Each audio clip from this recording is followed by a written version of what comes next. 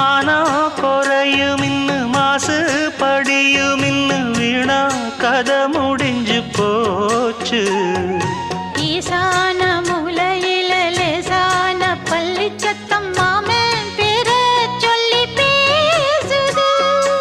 ஆறாத சோகந்தன்ன தீராம சேர்த்து வச்சு ஊரும் சேர்ந்து என்ன ஏசுது.